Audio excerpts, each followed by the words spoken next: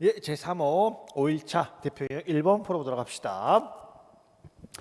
누범에 대해서 묻고 있습니다. 자, 가를 보시면 금고 이상의 형을 선고를 받고 집행유예 기간 중에 금고 이상에 해당하는 죄를 범하였다 하더라도 누범에 해당하지 아니한다. 여러분, 누범이라고 하는 것은 어떤 요건을 가지고 있죠? 조금 얇게 해서 자, 누범이라고 하는 것은 요때 금고 이상의 형을 선고를 받고 요때 만약에 내가 징역 2년을 선고를 받았으면 요렇게 2년의 형의 기간이 진행을 하겠죠. 그리고 이때 이제 형이 진행이 되는 거고 형이 진행이 되는 거고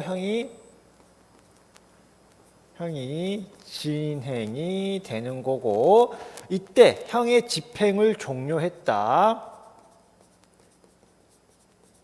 집행을 종료하고 요 때부터 3년까지의 기간이 누범시효가 되는 거죠. 3년까지의 기간이 누범시효가 되는 거고,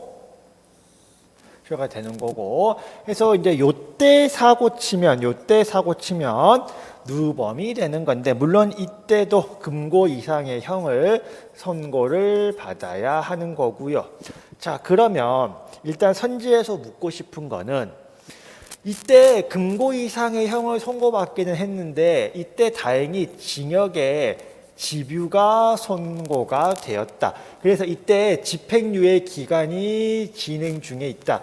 집유 기간이 진행 중이라고 하는 것은 형의 집행이 종료되었다는 것이 아니죠. 집유 기간이 진행 중이라고 하는 것은 아직 종료가 되지 않았다. 따라서 종료가 되지 않았으면 누범 기간이 진행되는 것이 아니다. 따라서 누범에 해당하지 아니한다. 맞는 선지가 되겠고요. 그 다음에 여기서 이제 우리가 금고 어딘가요?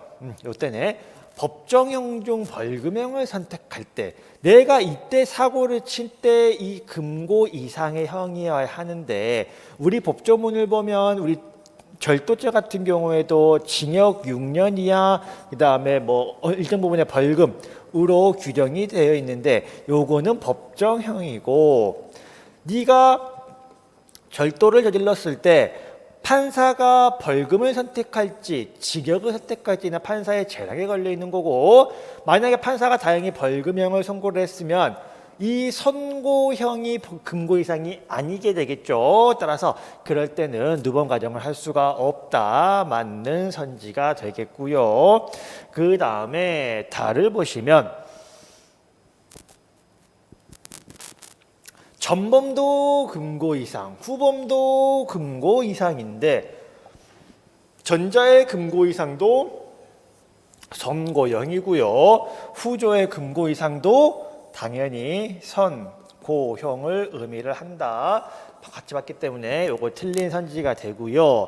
이제 라를 보시면 금고 이상에 해당하는 죄를 범하였는지 여부는 실행하였는지 여부를 기준으로 결정을 해야 하고 뭐만 있으면 된다? 실행의 착수만 있으면 된다. 요건 무슨 말이에요?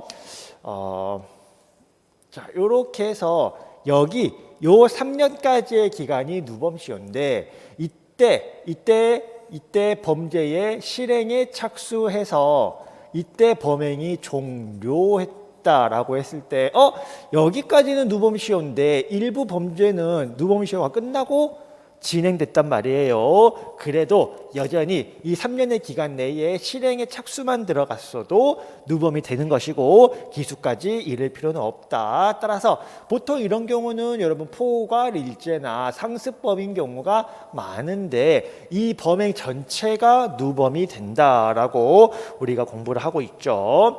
그 다음에 말을 보시면 누범에 대한 전과 사실과 세로의 범죄 사실에 일정한 상관관계가 있는 것으로 제한할 아무런 이유나 근거가 없다. 자, 이때 이 전범과 이때 이 후범이 반드시 어떠한 관련성이 있어야 되느냐? 뭐 그럴 필요 없죠. 이때 내가 뭐 음주운전으로 징역형을 선고받고 이때 사람을 폭행해서 금고 이상의 형을 선고받는다. 내가 이때 사기를 치고 이때 강간을 했다 하더라도 누범이 되는 거는 아무런 문제가 없다. 따라서 맞는 선지가 되겠고요.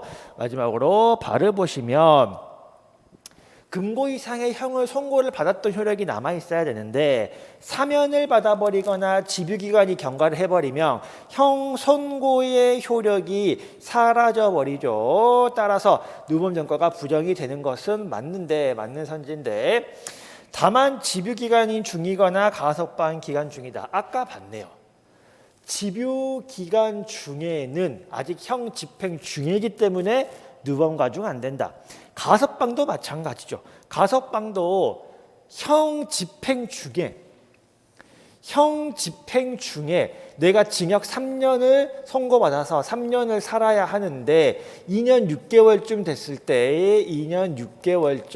때 야, 너 성시에 살았으니까 가석방 해줄게 라고 보내줬다.